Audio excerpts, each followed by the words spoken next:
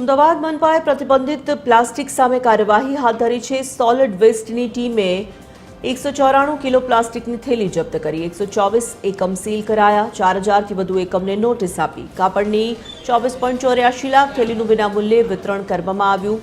મધ્ય ઝોનમાં 27 અને દક્ષિણ ઝોનમાં 24 એકમો સીલ કરાયા છે।